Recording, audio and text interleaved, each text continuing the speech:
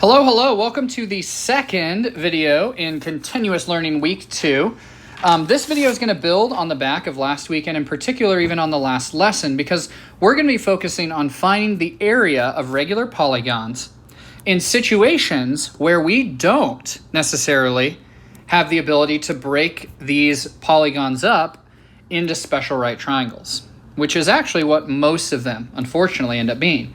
But thankfully, we have Trig as a tool that will help us be successful. Now, as I mentioned in the last video, we're going to start by kind of readdressing the formulas that we should know at this point.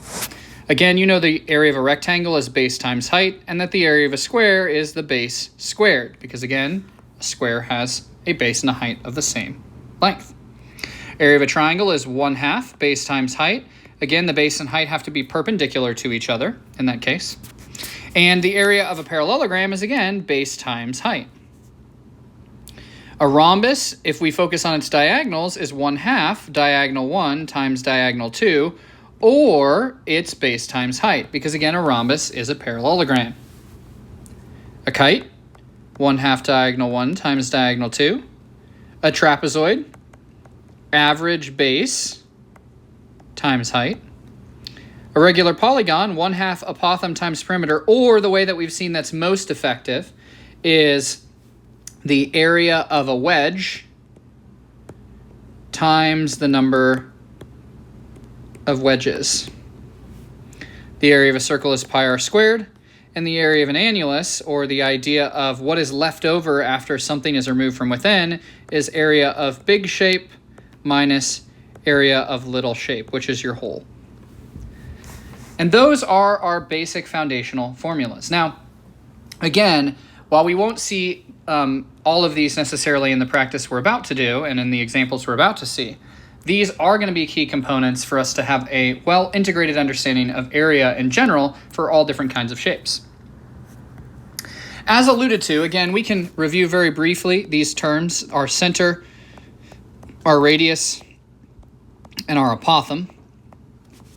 But the biggest thing that we need to review today, and what will be most helpful for us moving forward, is remembering our trig ratios and what those ratios compare.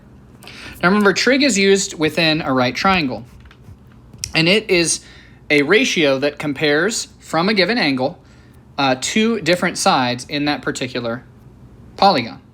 Now, of the three ratios, sine compares your opposite side to the hypotenuse. How much bigger or how much smaller is the opposite side compared to the hypotenuse? Cosine compares the adjacent to the hypotenuse, and tangent compares the opposite to the adjacent.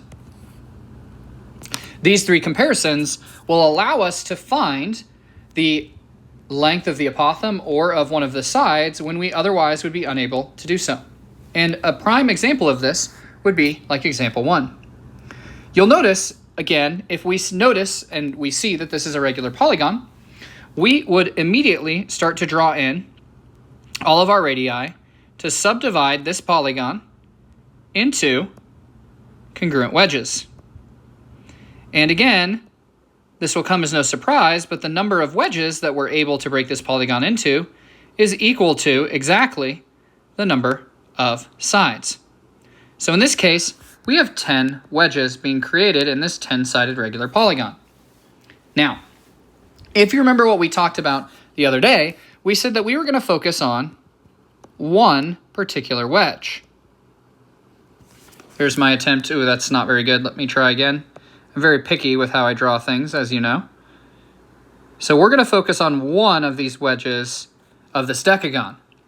Now, as we talked about in the previous lesson, we can determine the angle of each of these wedges by recalling that there's 360 degrees in the central angles all the way around at the edges of those pizza slices. And we can find what the angle measure of each is by taking 360 divided by the number of wedges, in this case 10.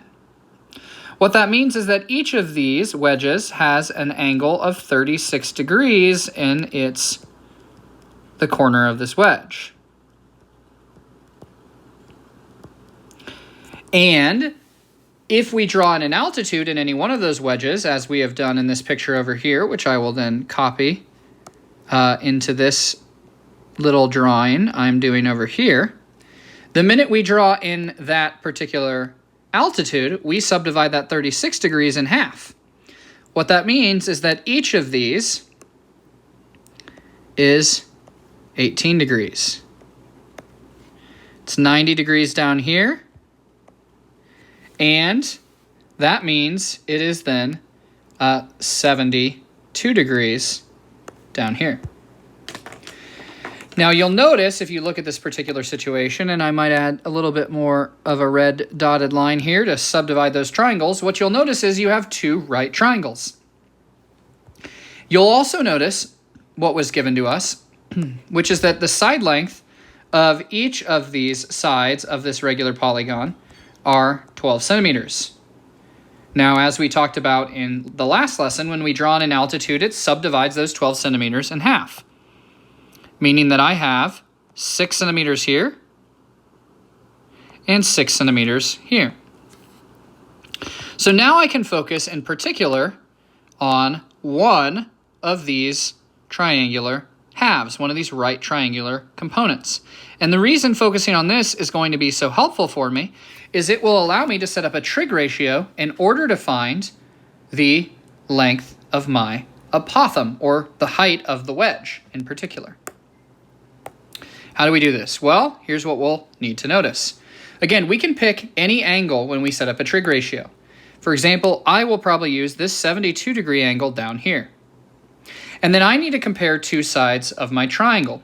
I want to compare the side I want to know, which is unknown to me, to a side I already know, which is this 6 units down here. You'll notice this comparison compares the opposite side from the 72 degree angle to the adjacent side.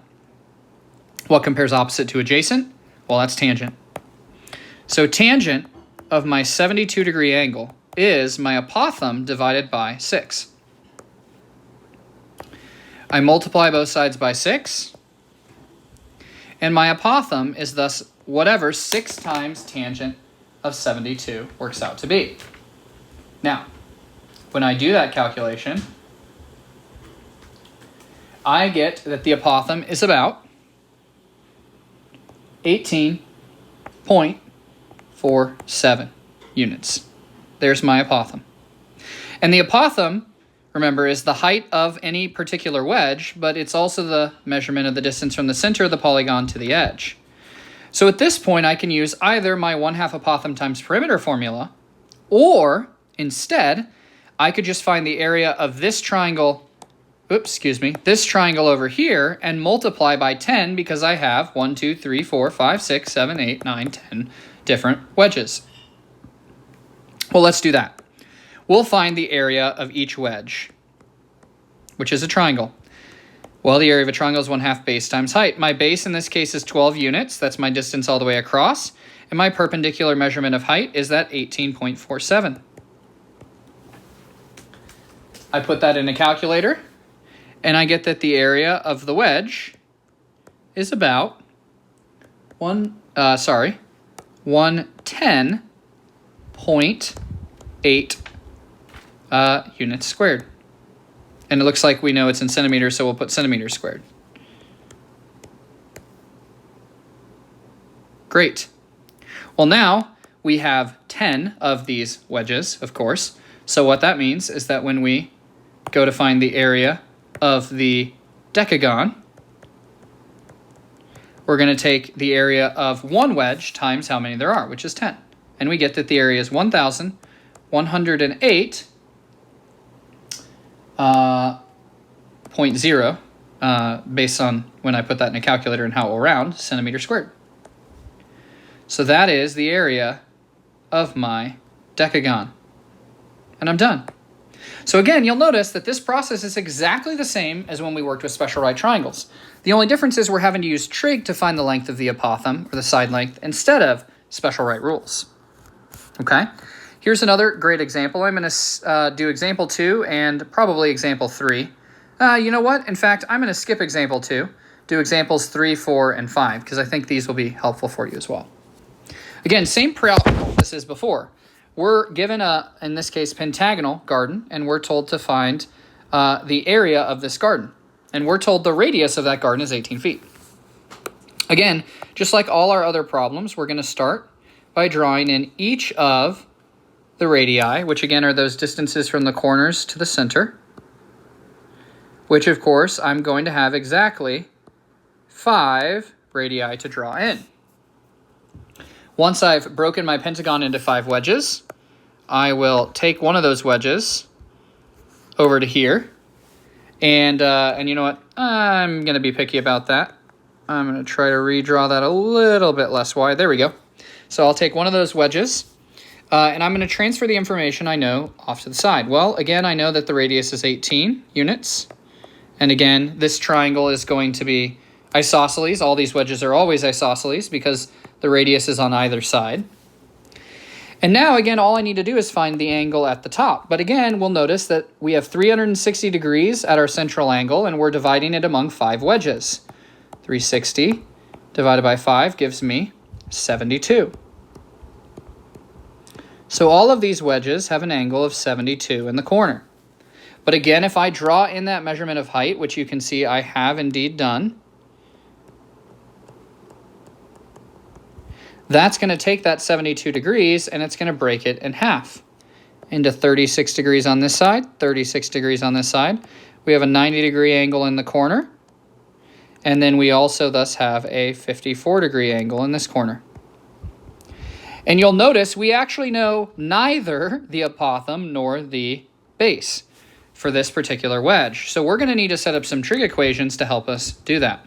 I'm going to focus on this right triangle section on the right half. And again, I need to pick an angle, a side I know, and a side I want to know. Well, let's look here.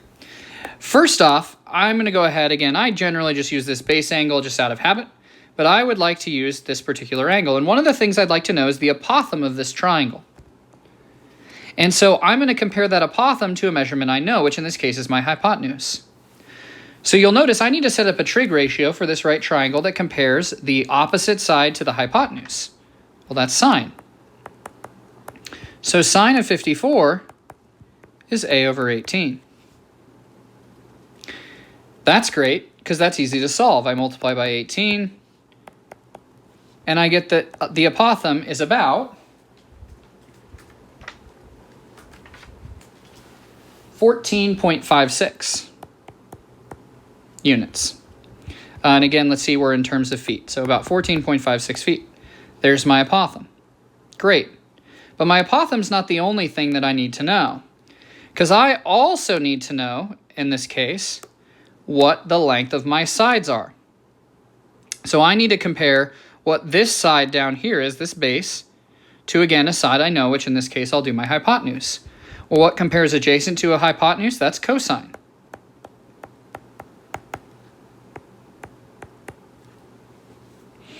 Again, easy peasy, multiply by 18. And this base of this half of the larger triangle, but the base of our small triangle, is about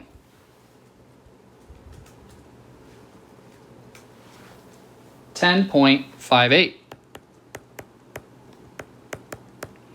Which means the base all the way across is twice that, or better written as big base, I'll call it, is 21.16, about.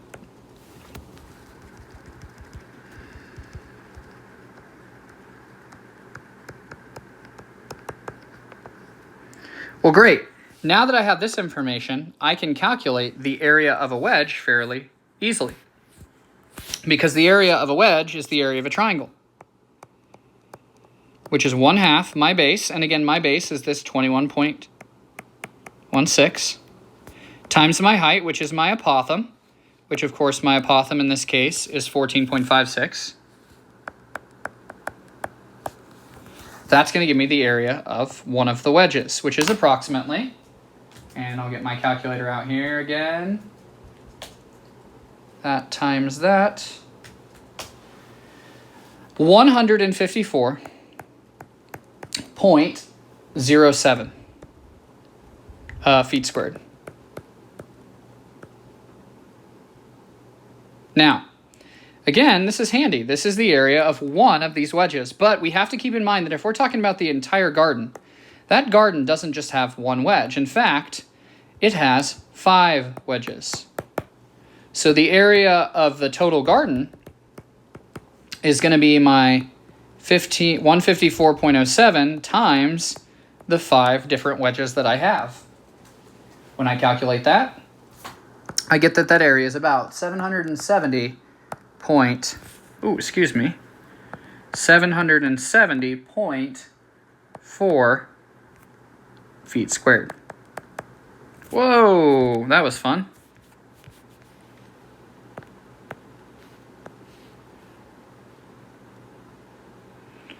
And that is what we've got. So again, you'll notice these are fairly involved processes. They involve us taking a large polygon and breaking it into wedges.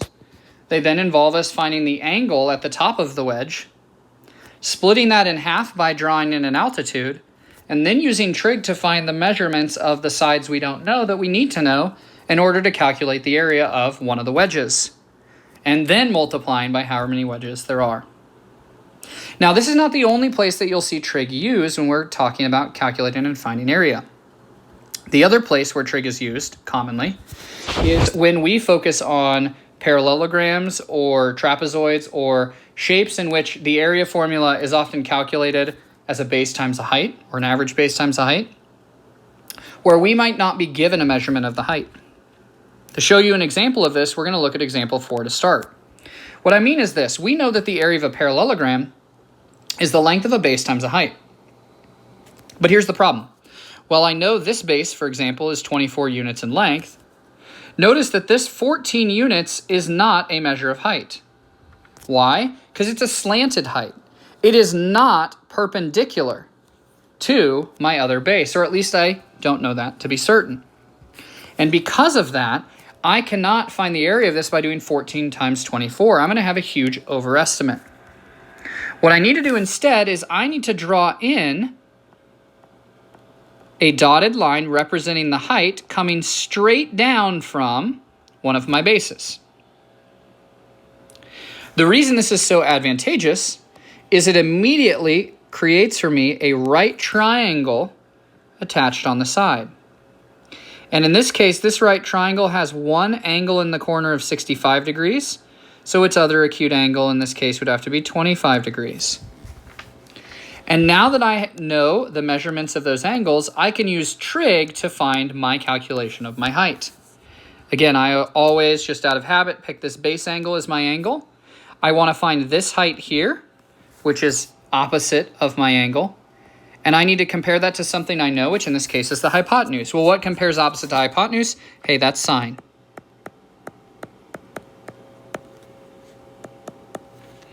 I multiply both sides by 14. Wowza, try to write laptop. There we go. And I put in a calculator, what is 14 times sine of 65? Goodness, I cannot read today. So we get that the height is approximately 12.69 units in this case. So how do we find the area? Well, remember the area of a parallelogram is just the length of a base, which in this case is 24 units, times a perpendicular measure of height, which in this case is 12.9. So I do area is 24 times 12.69. And I get that area is approximately 304.52 units squared. And I'm done. Wow, so that was exciting. And I am done. And again, the cool thing about this is, notice, I, without trig, would not have been able to very easily find the height of this parallelogram, which means I would have had a big problem trying to find the area. But with trig, it just becomes the process of doing one trig problem to find a height, and then an area problem to plug those numbers into an area formula, which is pretty handy. All right, last example, what about a trapezoid? Again, same principle that we had before, although there is some flexibility that you'll see in a second too. Again, I find a corner attached to a base, and I draw in a dotted line representing the height or the measurement of height I will be calculating. When I do that, what I'll find is that I end up with right angles in my corners, giving me a measurement, once I find it, that will be perpendicular to my base. And now you actually have two different situations you can go. You could actually just find the area of this rectangle and then add it to the area of this triangle. Or you can find the area of the trapezoid altogether. Now, it's less work to find the area of the trapezoid altogether as long as you understand the formula and where it comes from. But at this point, again, we see that we have a 90-degree angle, a 40-degree angle, and thus also a 50. And we determine for ourselves that we want to know this. In this case, we want to know this height. And you might say, well, Laptad, we don't actually know any of the other side lengths. We don't know this length here. Like, what's that supposed to be? I don't know what that measurement is. And we don't know this length down here. But the reality of the situation is we do know the length at the bottom. Why? Well, we know this because we know that the whole bottom base is 25 units. But we know that up to here is 16 units of that base, which means remaining is only 9 units for the part that extends outwards. So I then thus need to compare my height that I'm finding to my adjacent leg of 9. Well, what compares the opposite to the adjacent? Well, that's tangent. So tangent of 40 degrees is h over 9. Multiply by 9 on both sides, and I will do 9 times tangent of 40. I get that the height is approximately 7.55. And in this case, we don't know units, so I'll put UN for units. Great. So that is my height. Now, you'll remember that the area formula of a trapezoid is average base times height. So the only thing that I also need to calculate is my average base. Well, what's my average of 16 and 25? Again, add them together, divide by 2. Easiest way to find an average. If we do that, we'll find that our average base is 20.5 units.